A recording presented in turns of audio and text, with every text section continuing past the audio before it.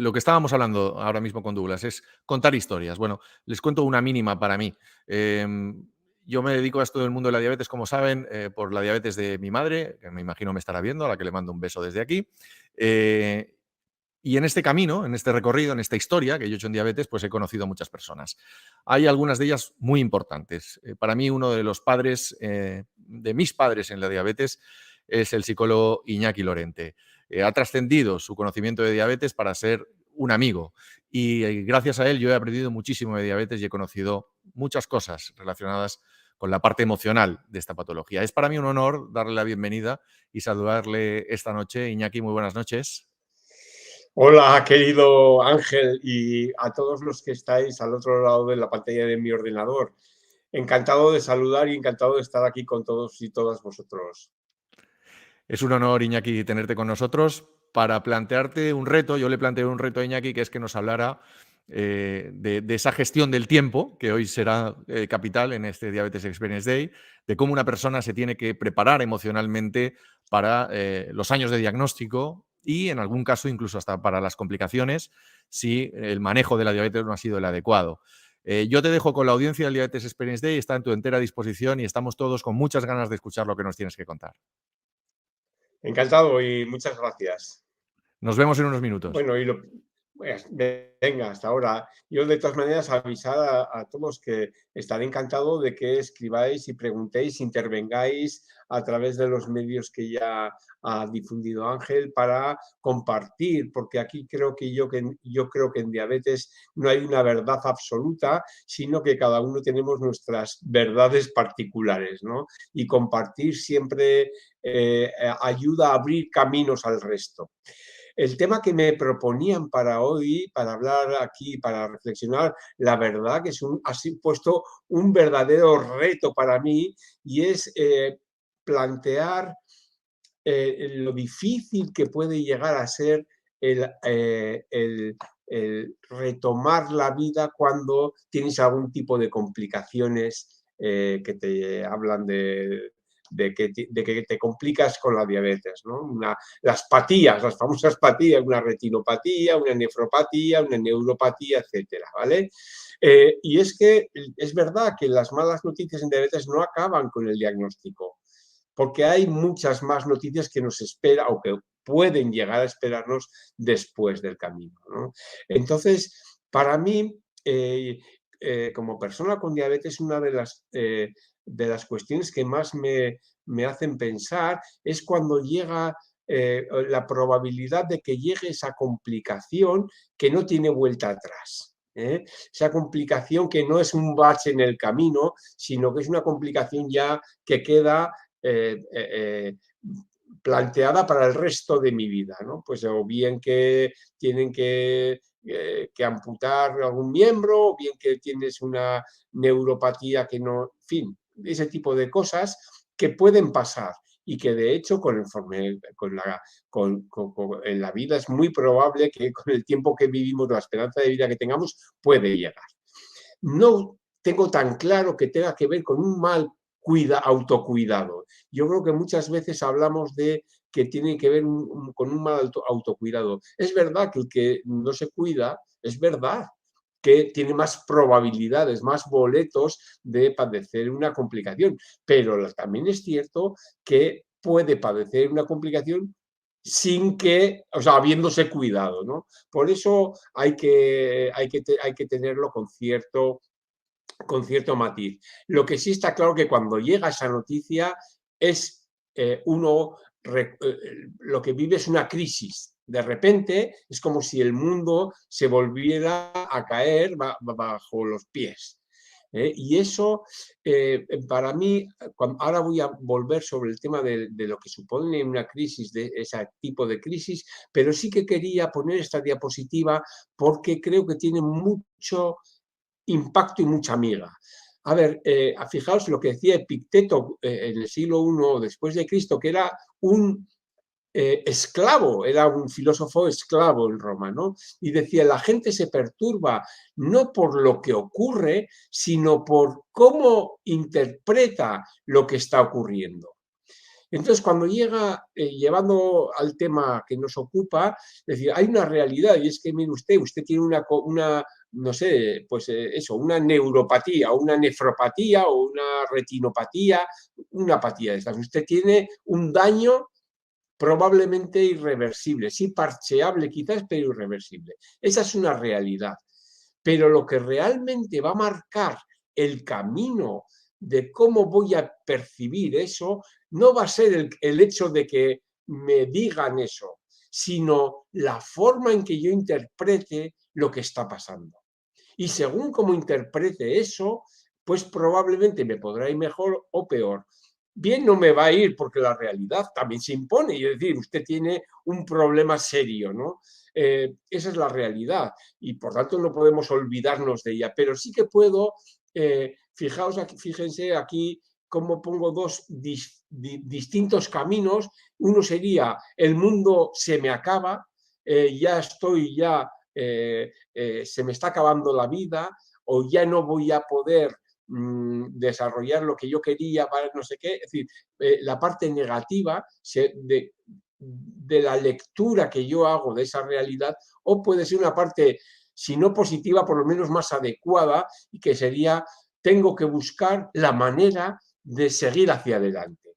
Y esa es para mí la clave, porque la realidad no se puede cambiar, pero sí se puede cambiar la forma en que pensemos nuestra realidad. Y esa es mi propuesta.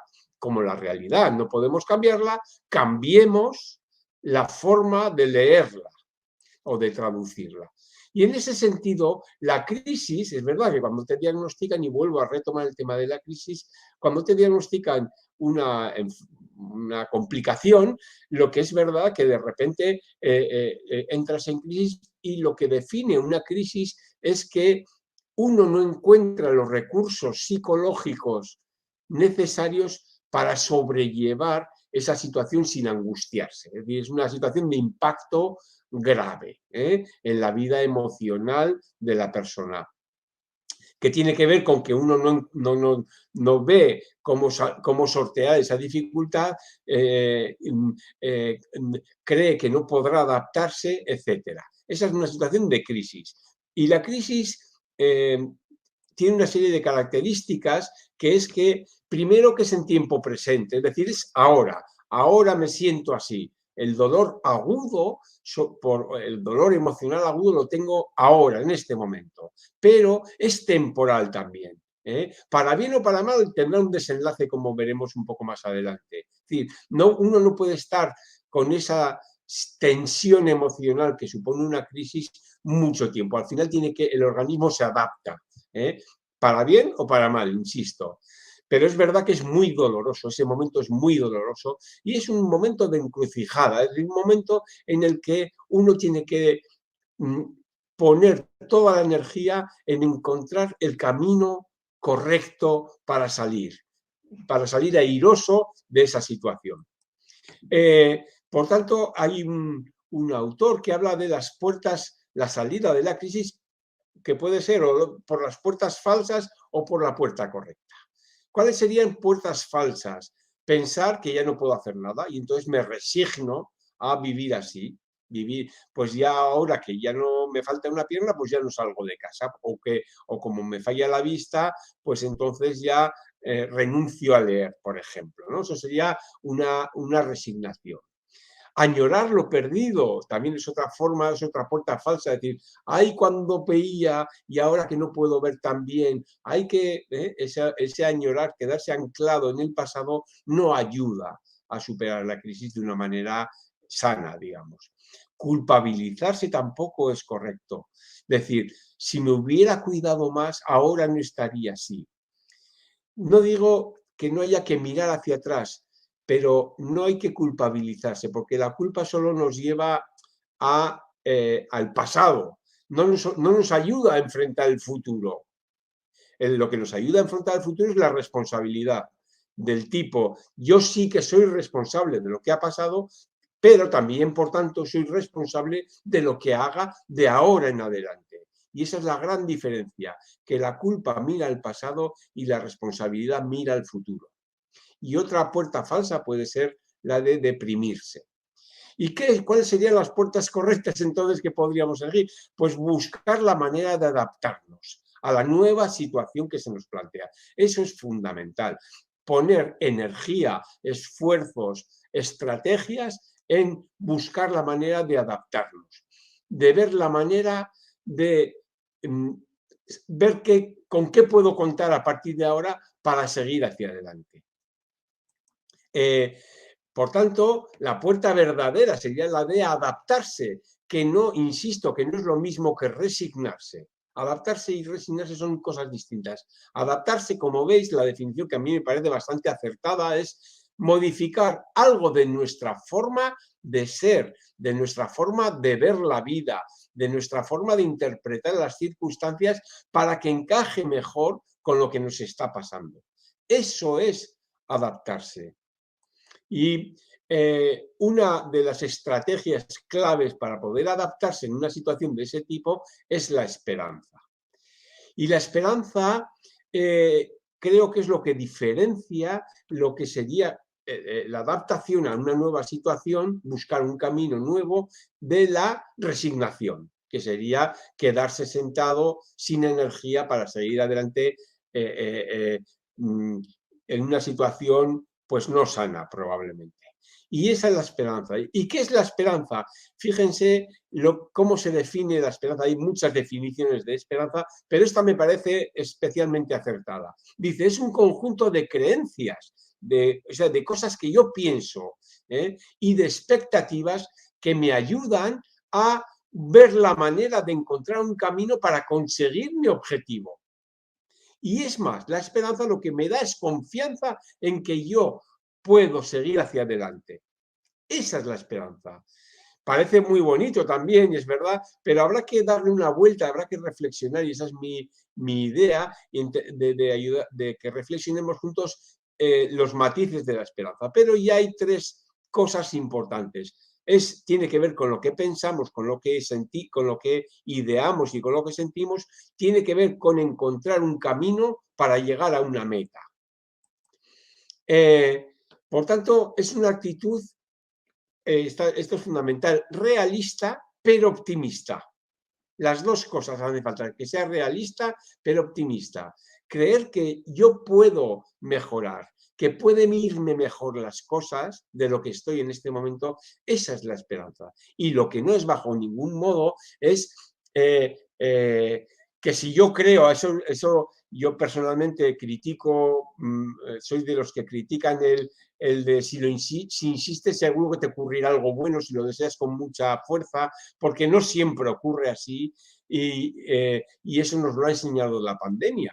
El todo irá bien también es mentira. Puede ir bien o puede que no vaya bien.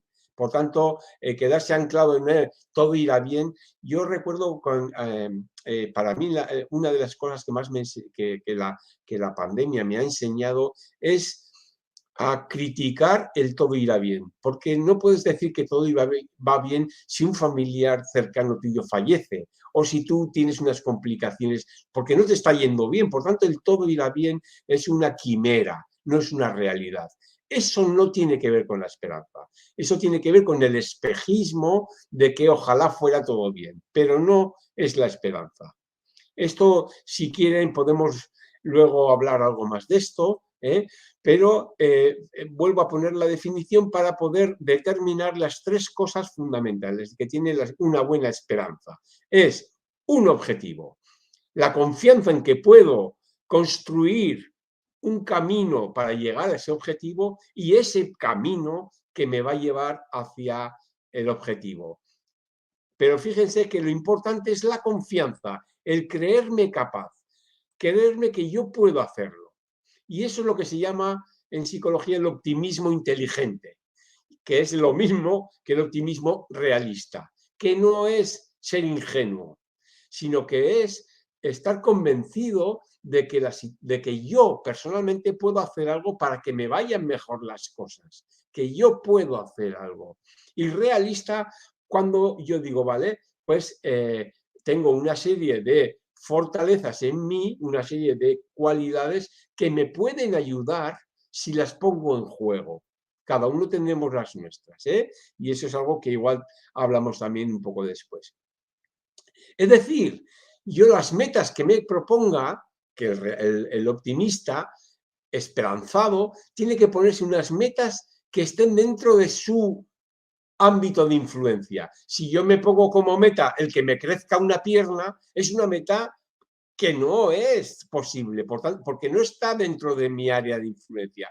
Pero si me propongo como meta andar con una prótesis, probablemente sí esté dentro de mi área de influencia y probablemente ahí sí que podré hacer algo, por ejemplo, ¿no? En el caso de que lo vaya a necesitar. Y es más, estoy convencido de que yo puedo hacer para conseguir eso, que yo tengo posibilidades y poder para hacer eso. Hay una frase muy bonita que, que dice lo que no es decir, no por el hecho de desear volar te van a crecer alas. ¿Eh? Es así, no, porque mucho que quieras volar no te van a crecer alas, pero es posible que si deseas mucho volar y trabajas y está dentro de tu área de influencia, puedas ir en ala delta, por ejemplo, que no es lo mismo que lo que tú querrías desde lo ideal, pero desde lo idílico, pero sí que tiene la posibilidad de estar dentro de tu área de influencia. Por tanto, decía, esa es la actitud de optimismo que hay que tener para conseguir que la esperanza sea fructífera. Y luego hay que tener una meta aceptable. No podemos plantearnos metas que estén fuera de que sean quimeras, porque no tienen ningún sentido.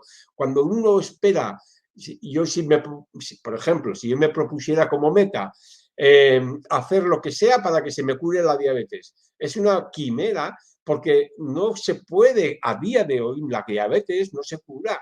Por tanto, esa quimera lo que me va a llevar es a la frustración. De nuevo, a la puerta falsa. Porque la frustración no me impide hacer, lo único que hace es constatar mi poca posibilidad de manejo ahí. Pero el problema no está en mi energía ni en mi motivación, sino el problema está en que me he puesto una meta que no es adecuada porque es imposible de cumplir. Por tanto, habrá que orientar hacia metas posibles.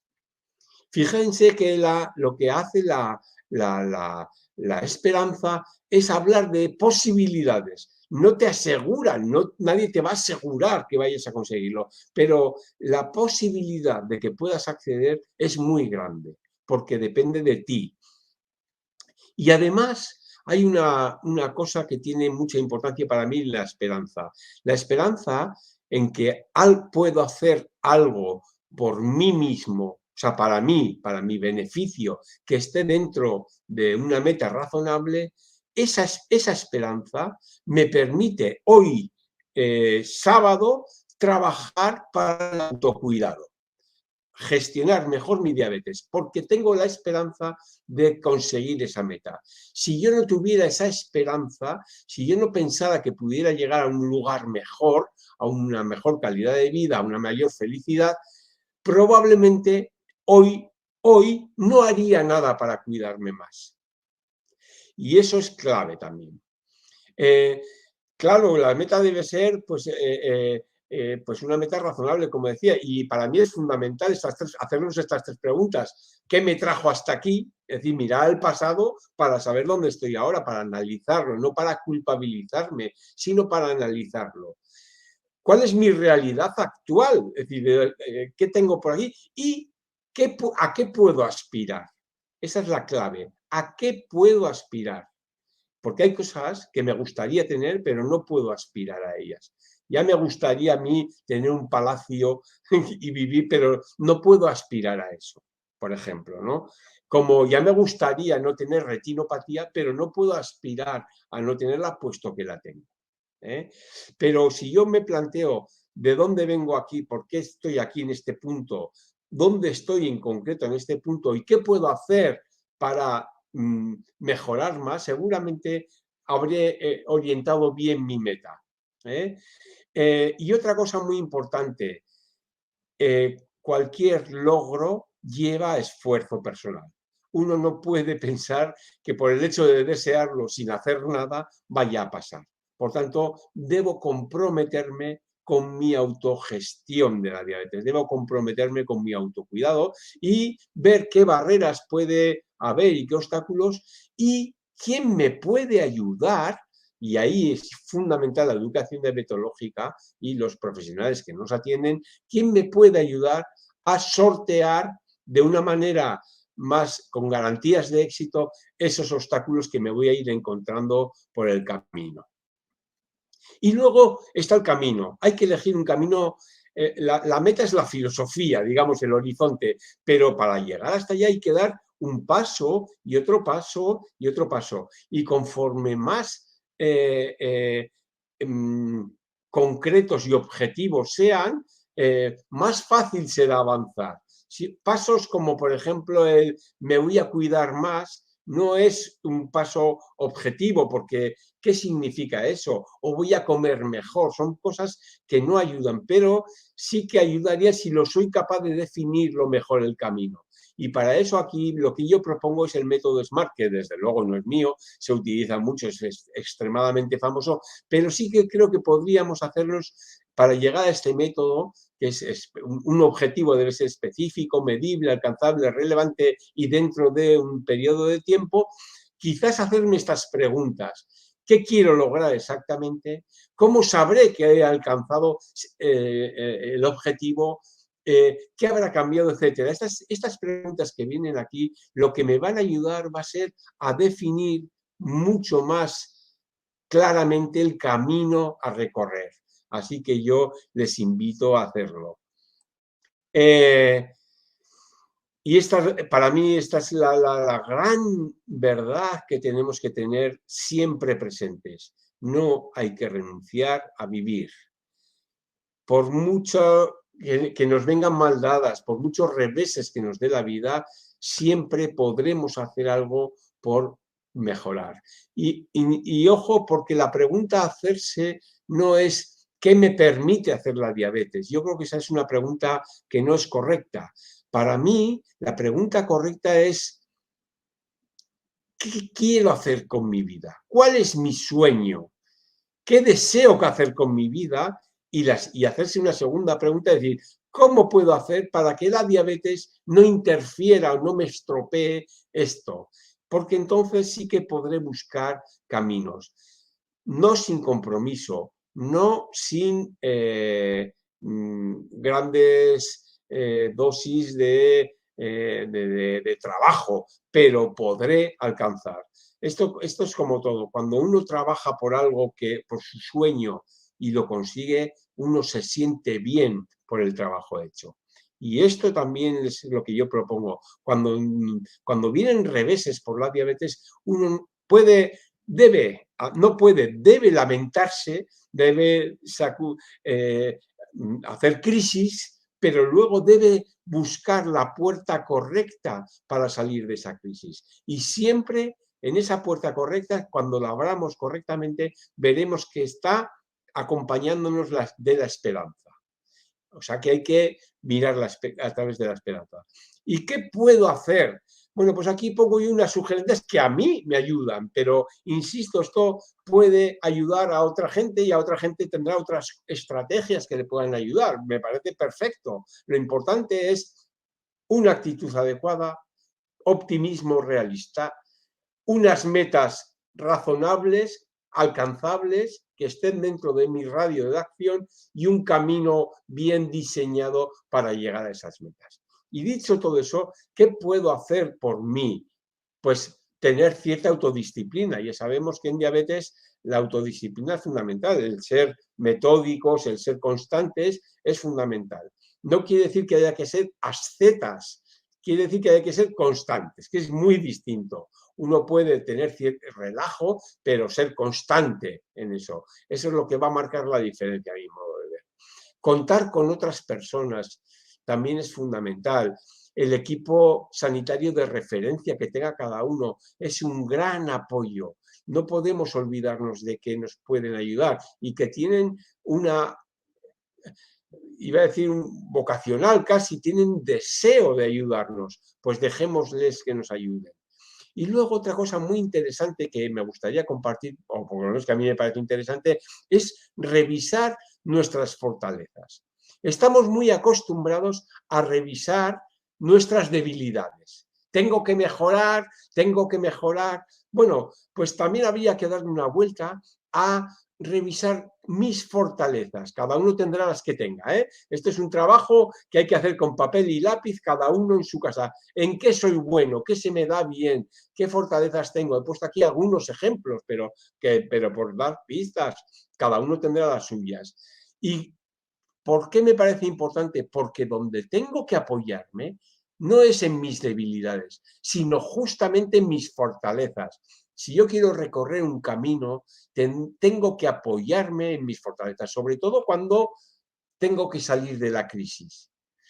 Cuando ya he empezado a hacer el camino y ya voy caminando y me siento afianzado, entonces puedo mejorar mis debilidades, hacerlas más fuertes. Pero en un primer momento, a mi modo de ver, hay que centrarse en lo que es uno bueno y en sus fortalezas y cómo esas herramientas que uno dispone le pueden ayudar. Por ejemplo, la paciencia, pues está aquí puesto, podría ser, ¿no? Yo no soy especialmente paciente, pero habrá gente que sí, y digo, mira, mi fortaleza es la paciencia, así que voy a utilizarla para fortalecerme, para poder llegar a mi camino. Eso, insisto, invito a que con papel y lápiz cada uno responda a la pregunta, ¿en qué soy bueno? ¿Qué características me definen o me hacen verme mejor? Y si alguno, por lo que sea, está bloqueado y no le salen, es muy fácil, pregúntele a la persona que le quiere, que está a su lado, o a las personas del entorno que tiene, decir, oye, ¿tú qué ves de mí bueno? ¿No? Que seguro que le da una lista bastante grande, estoy segurísimo. Otra cosa que puede ayudar en este momento, como algo puntual, pero como no está mal como hábito, es lo que se llama el diario de gratitud. ¿En qué consiste? Básicamente en al final del día buscar 2, 3 cosas que hayan pasado en el día positivas, que me hayan resultado bien. Porque nosotros tendemos mucho, todos los humanos, a buscar la parte, qué mal me ha ido el día, y entonces nos centramos en la parte mala. Y esa parte mala en la que nos centramos hace que reste fortaleza a las cosas buenas que también nos han pasado. El café estaba en su punto, no sé, una sonrisa de una persona amable, que me ha resultado el conductor del autobús, que me ha sonreído, me ha resultado grato. Es decir, buscar cada día 3 cosas para decir, bueno, hoy ha sido un día de este tipo. Personalmente, esta idea no es mía, esta idea es desde la psicología positiva, pero yo he de reconocer que no la sigo, yo soy heterodoxo en esto, porque yo lo que hago es, en vez de escribirlas al final del día, lo que hago es cada día, mientras me tomo el primer café de la mañana, escribir las 3 cosas que me pasaron buenas el día anterior. ¿Y por qué lo hago así? Porque de alguna manera, cuando lo hago así, me predispone a empezar mejor el día. Me digo, bueno, pues tampoco estuvo tan mal el día de ayer, ¿no? Y entonces me predispone a empezar bien el día. Y cuando uno está predispuesto de una manera positiva, le van a pasar más cosas buenas que si está predispuesto o de mal humor hacia las cosas negativas, que entonces seguro que le pasan cosas malas. O no sé si le pasarán cosas malas, pero donde pondrá el foco serán las cosas malas, seguramente. Y luego otra cosa que también podría ayudar cuando uno encuentra que no sabe muy bien por dónde seguir, puede ser la carta desde el futuro. Es decir, hacerse una carta a su yo del futuro, escribir una carta a su yo del presente diciéndole, mira, ahora estoy donde quería, ahora soy, yo qué sé, estoy con la prótesis y ya soy capaz de manejarme como si no la tuviera. Y entonces, es decir, desde aquí, ¿qué me ayudó? Y dice, mira, lo que fue bueno, lo que me sirvió es ir al doctor y preguntarle ¿cuánto vale una prótesis? Y entonces empezar a ahorrar, no sé, es decir, desde el futuro pensar qué es lo que me llevó hasta allí desde el presente donde estoy ahora. No sé, es un ejercicio que puede ser interesante porque me puede dar pistas de qué camino tomar. Y por lo demás, me quedo abierto a todos los demás. Os deseo muchísima suerte a todos y cada uno y a todas y cada una de vosotros. Y feliz, bueno, feliz no sé, pero celebremos el Día Mundial de la Diabetes. Muchísimas gracias. Muchas gracias, Iñaki. Ha sido un placer escucharte. Yo, si con tu permiso, mañana cuando haga esas 3 acciones, una de ellas va a ser el haberte podido escuchar y el haber podido estar hoy contigo en el Diabetes Experience Day. Voy a darle paso a Douglas Villarroel también, que se ha quedado esperándonos también y se incorpora a esta conversación Ana Fernanda Sánchez. Ana Fernanda, muy buenas tardes en Ecuador, buenas noches aquí en España. Muchas gracias, buenas tardes con todos, buenas noches. Iñaki, siempre es un gusto escucharte, realmente feliz de poder compartir este espacio contigo, con Douglas, y pues a todas las personas que nos están viendo, invitarles a que nos manden las preguntas para poder seguir en este conversatorio. Tengo ya algunas de esas preguntas, pero antes quería pediros, Douglas, Ana, que me imagino tenéis algún comentario que hacerle, Iñaki. Caramba, tantas cosas que has dicho, Iñaki, que tocan el corazón, que lo hacen a uno repensar las cosas, ¿verdad? Tanto como profesional de la salud, como persona con alguna enfermedad. En mi caso, Iñaki, soy una persona que lleva 28 años con un trasplante de riñón. Y justamente uno de los mensajes que hemos recibido es de una persona que tiene un trasplante de páncreas-riñón, 2 años, y que nos dice que por un problema, una infección bacteriana, y que hay vida después de los problemas, nos indica. Pero aquí yo comienzo con 2 preguntas que hemos recibido, y una es, ¿qué pasa por la cabeza de una persona con diabetes que le diagnostican la enfermedad? ¿Qué pasó por la cabeza de Iñaki cuando le diagnosticaron la enfermedad? Y así, para hacerlo esto bien continuo, hay una persona que nos dice, caramba, si una persona se cuida y tiene complicaciones que son irreversibles, ¿cómo es posible, no? Si yo estoy bien de mi diabetes y me estoy cuidando, eso no es posible. Entonces, aquí habría que hablar quizás un poco de la memoria metabólica y de la progresividad de la diabetes, lo que pasó antes y la repercusión que tiene en el futuro, pero al mismo tiempo es una contradicción porque ahora yo me estoy cuidando, ¿verdad? ¿Qué opinas, Iñaki? Pues respecto a esta última pregunta, lo primero que tendría que decir es verdad que pues, la probabilidad es mucho más alta, pero no es seguro que hay buenos conductores que tienen accidentes de tráfico. Quiero decir que hay circunstancias de la vida y de lo que sea que no son previstas y que puede tener la mala suerte de que le ocurra. Yo no digo que vaya a ocurrir, desde luego, si te cuidas, una inadecuada gestión de la diabetes seguramente llevará más desembocará en una complicación. Pero puede pasar que, bueno, seguramente tú tendrás más claro eso, ya hablabas de la memoria metabólica. Yo lo único que digo es que cuando, desde el punto de vista psicológico, cuando uno le ocurre eso, uno se siente defraudado, estafado, y es posible que se sienta muy mal y entonces igual necesita un acompañamiento emocional. Es posible. Y respecto a qué pasaba por mi cabeza, pues fíjate, curiosamente, hace ya bastantes años de esto, pero yo lo escribí en el pequeño cuadernillo que he escrito sobre esto, sobre esos días. Para mí fue clave el pensar que esa angustia que yo estaba sintiendo, porque la sentía, ese vacío en la boca del estómago, era algo pasajero. Y eso me ayudó el ser psicólogo para saber que todo ese malestar iba a pasar, que no tenía más que buscar la puerta correcta. Eso es algo que lo he tenido siempre en la cabeza y que luego me ha ayudado bastante. creo que no hay que negar, no hay que cerrar los ojos a la angustia que uno siente en ese momento, porque es que la vida se te cambia de golpe. Nadie, o sea, es algo emocionalmente duro, pero también es verdad que es posible que sea temporal y que según la puerta que se elija, te irá la vida de una manera o de otra. Y yo pensaba en aquel momento eso. De hecho, pensaba, esto pasará. Ana Fernanda.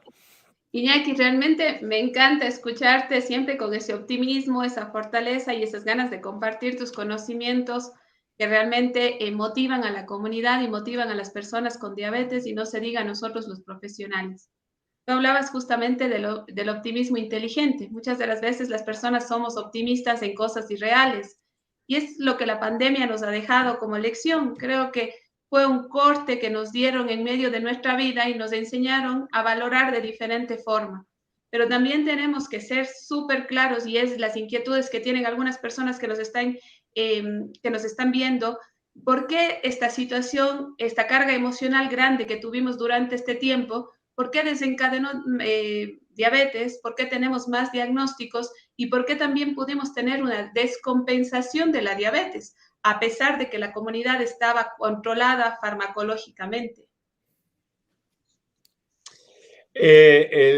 Sobre los más diagnósticos no puedo hablar porque no soy médico y no sé ni epidemiólogo. Es posible que haya pasado. Lo que sí puedo hablar es de la percepción que muchos pacientes, muchas personas con diabetes tuvimos de estar desasistidos, digamos, ¿no? En la diabetes, como bien se ha dicho al principio, creo que lo ha comentado Douglas, el 95% de las decisiones las toma la persona con diabetes, pero queda ese 5% que es absolutamente imprescindible, ya no es necesario. Y de alguna manera yo creo que yo por lo menos en mi entorno lo que vi es que nos sentíamos más solos que nunca, por un lado.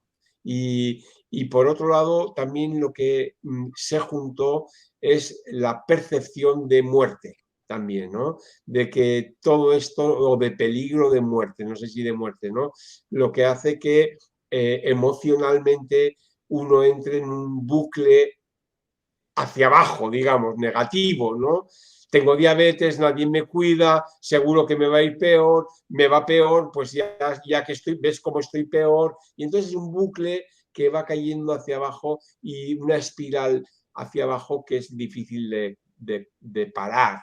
Es un poco pero eso son impresiones, no te puedo decir estudios, son impresiones. Lo que sí está claro que los estudios lo que nos han dicho es que la diabetes estaba peor controlada, que emocionalmente la gente quedamos más afectados.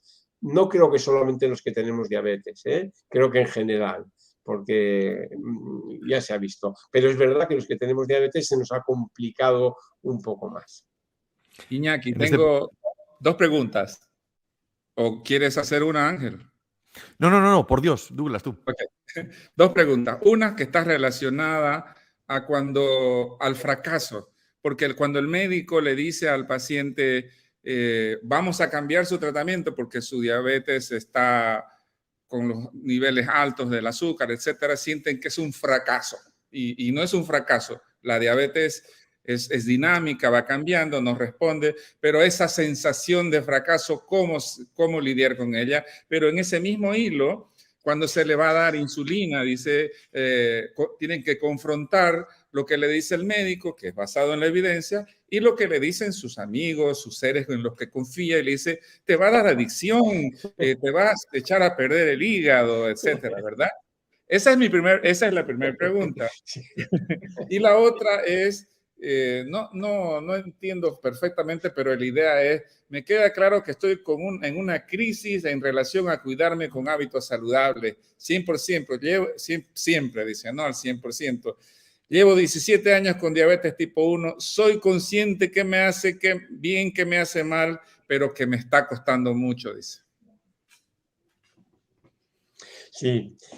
A ver, respecto a la última pregunta, porque me viene la contestación a la cabeza muy fácil, no es una situación de crisis, es una situación de burnout. A veces uno, en el autocuidado, uno se quema, uno pierde la motivación y hay que salir de esa desmotivación. Cuando uno es consciente de que está desmotivado, cuando uno se detecta desmotivado, lo que conviene hacer es mirarse al espejo. Es decir, tío, ¿tú cómo quieres vivir tu vida? ¿Quieres vivir bien o quieres vivirla mal? Digamos, ¿no? Y entonces, quiero vivirla bien. Ninguna persona con diabetes prefiere estar mal a estar bien. Y si está mal es porque no encuentra la fuerza necesaria o porque no cree que el precio que tiene que pagar bueno, cree que tiene que pagar un precio excesivo para el beneficio que obtiene o algo así. Y ahí lo que es fundamental es la gente de alrededor. Contar con la gente de alrededor. Porque uno solo no puede bregar con su diabetes y salir airoso. Es imposible. Bueno, igual sí, pero el precio que paga emocional es enorme. Entonces, hay gente dispuesta a ayudarle. Yo lo que le propondría a esta persona es que se lo comente a alguien cercano a ella y que pacte con esa persona algo que pueda hacerle, que él puede hacer para salir. Es decir, yo suelo plantear, cuando me toca hablar con personas que están emocionalmente tocadas por la diabetes, le digo, plantéate un objetivo que para ti sea facilísimo de conseguir. Porque si está en la dirección en la que conviene ir saliendo, ya iremos consiguiendo otros objetivos. No te plantees que estás muy lejos de tu objetivo final. Plantéate cuál es el siguiente paso. Y entonces ponte a ello y pide ayuda para que te ayuden a llegar a ese objetivo.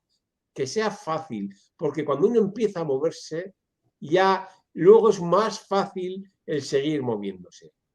Si tú te planteas objetivos muy grandes, enormes, ¿qué va a pasar? Que no vas a conseguirlos, vas a fracasar. Si yo me planteo, voy a cuidarme más y voy a tener, si tengo una hemoglobina, por decir algo, de 9, y digo, no, me voy a cuidar para conseguir una de 6. Es un objetivo enorme, que es muy difícil de conseguir. Entonces, no te plantees ese objetivo porque vas a fracasar.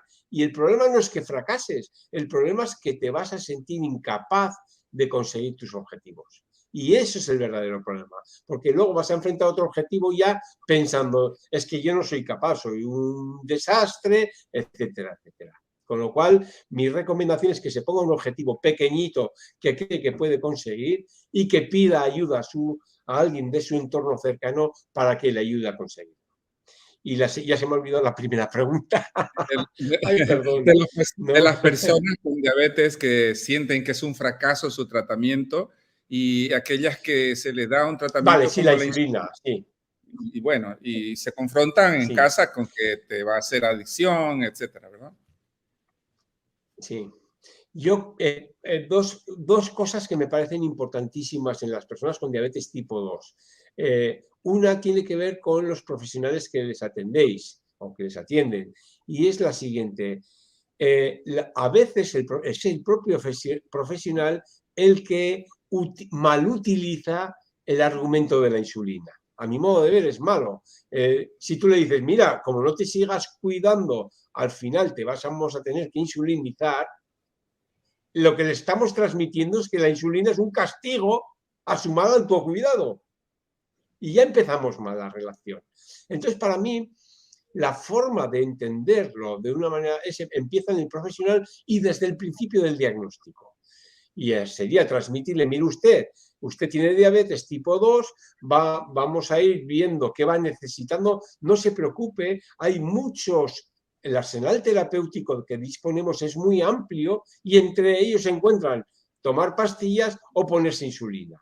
Cuando ya se normaliza la insulina desde el principio, si es el propio profesional, en vez de, digamos, utilizarla como argumento para que se cuide el paciente, es mucho más sano porque tarde o temprano, si sigue con diabetes y sigue vivo, al final me imagino que se va a tener que insulinizar, es decir, en algún futuro. Con lo cual, esa mala prensa que tiene está en el tejado de los educadores en diabetes, de los profesionales que les atienden. Y luego, una de las cosas para mí más perjudiciales es abrir un debate sobre si debo o no debo insulinizarme, que es lo que se suele hacer. Se abre un debate y se empieza a preguntar a todo el mundo, y al que le irá bien le dirá que bien, y al que le va mal le dirá que mal, y casi siempre de una manera poco informada. Con lo cual, por un lado se está poniendo el criterio médico y por otro lado se está poniendo el criterio, la opinión de personas. Que digo que sean malas, digo que lo que cuenta es cómo le han ido a ellos la feria, ¿no? Y o sea, a cada uno le va como le va. Mi recomendación para todas las personas es que en cuestiones de tratamiento se fíen de los profesionales que les atienden, no de las personas del entorno, que no tienen tanta idea como el profesional que le está haciendo el seguimiento a don Jorge concretamente, le está haciendo el seguimiento el médico y dice, mira, ahora toca esto, por ejemplo, ¿no? Que le lleva viendo 10 años o 7 o lo que sea, dicen, eso no se puede contrastar con la opinión de personas que no conocen el tema y aunque lo conozcan, conocen su propia experiencia, no la experiencia de lo que necesita. Y entonces yo les diría a todas las personas con diabetes tipo 2, que les proponen eso, que se fíen de su médico, que se fíen de su médico y del criterio de su médico, que sabe mucho sobre eso en concreto. Y si no se fían de su médico, que no busquen opiniones y abran debates, que se cambien de médico y que vayan a uno del que se puedan fiar, porque lo importante es la confianza con el profesional que te atiende. No sé si ya, Douglas, lo siento, no sé si te contesto o no, pero creo que es importante entenderlo así. Sí, creo que es muy importante poder dar esa visión amplia para que la gente tenga la oportunidad de ir discerniendo, ir adaptando a su realidad de vida lo que tú nos estás diciendo, Iñaki. Pero hay otra pregunta que me parece muy interesante y nos dice, ¿cuáles son los problemas psicológicos asociados a la diabetes? Creo que hay mucha curiosidad en las personas que nos están escuchando sobre esto. Los problemas psicológicos asociados a la diabetes tienen mucho que ver con los problemas relacionados con las patologías crónicas en general. Solo que es verdad que, o sea, por tanto, está muy archiestudiado que una persona con diabetes tiene bastantes más probabilidades de sufrir una depresión o un trastorno por ansiedad que la persona que no tiene una enfermedad crónica. Eso está archiestudiado. Para mí hay detalles más concretos que tienen que ver con el distrés por diabetes, es decir, el estrés negativo por el hecho de tener diabetes es algo que está muy presente porque tiene que ver con la presión que uno siente de tener que tomar decisiones sobre la diabetes constantemente. Y eso se da sobre todo en diabetes y no se da en otras patologías crónicas, que lo que tienes que hacer es tomar la medicación que te dice tu médico y se acabó. Ese es el tratamiento. Pero en la persona con diabetes no es así. Y también suele ser muy común en determinados perfiles de personas que son rectas, minuciosas, las obsesiones o los trastornos de corte fóbico o de corte obsesivo por cuestiones concretas de la diabetes. Pues, no sé, por ejemplo, el miedo a las hipoglucemias, el tener que estar, el escanearse para ver cómo están los niveles de azúcar 80, 90 veces al día o 100 veces al día, es decir, la dificultad que se plantean de saber poner límite a determinadas conductas. Para mí serían esas 4, es decir, la ansiedad, la depresión, los trastornos obsesivo-compulsivos y el distrés por diabetes, los fundamentales. Y al que se le une, y perdona que me extienda, el de trastornos del comportamiento alimentario, que también es cierto que no sé si se da más por anorexia, bulimia, etcétera. No creo que sea estadísticamente significativa la mayor prevalencia en personas con diabetes, pero sí que con consecuencias mucho más graves en las personas con diabetes. Y además, no solamente eso, sino que curiosamente la dificultad del tratamiento que aborda, que tienen. Porque por un lado está la diabetes que le dice, cuídate, mide, controla, pesa todos los alimentos, y por otro está el tratamiento de la anorexia, por ejemplo, que te dice, no te peses, no mides los alimentos, y entonces entran ahí en colisión, que hay que hacer una interconsulta muy fina entre el psiquiatra y el endocrinólogo, por ejemplo. Y habría muchas más, pero yo creo que esas son las patologías. Vamos a ir con una última pregunta para poder cumplir también los horarios, y además es bastante sencilla y yo creo que podría ser un poco el final, ¿no? Por aquello de que busquemos ese optimismo realista, porque preguntan si se puede vivir con diabetes durante muchos años sin complicaciones. ¿Se puede? Yo creo que sí, yo creo que se puede. Bueno, yo llevo 30 con diabetes. Quiero decir, hay personas que llevan muchas más, ¿no? Yo creo que se puede, claro que se puede. Y para mí la clave está en el día a día. Buenos hábitos de vida, buenos hábitos... Ojo, insisto, no hay que ser un santo de la diabetes, no hay que llevar todo no es porque eso sería vivir para la diabetes, y no hay que vivir para la diabetes, hay que saber encajarla en tu estilo de vida, pero hacer que, lo que me comentaba antes de las preguntas, decir, ¿yo qué quiero hacer con mi vida?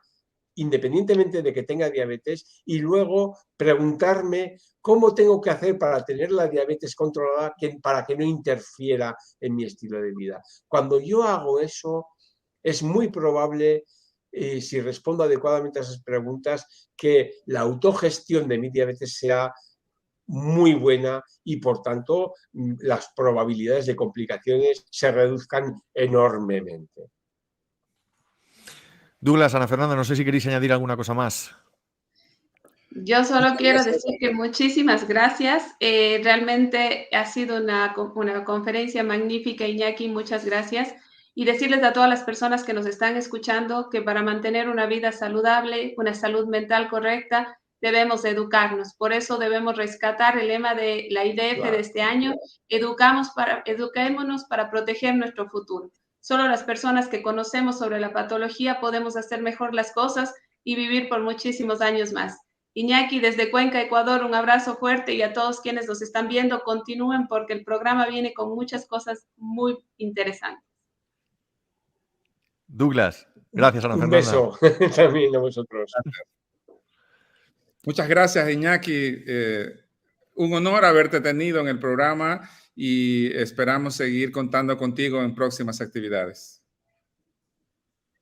Un placer y gracias por haberme invitado, por supuestísimo. Muchas gracias a vosotros por haberme invitado y para lo que queráis. Como ya sabe mi amigo Ángel, si tú me dices ven, lo dejo todo. Sin duda, sin duda. Gracias, Iñaki, de verdad, ha sido un placer escucharte como siempre. Y a Douglas y a Ana Fernanda. Un beso fuerte para todos. Gracias.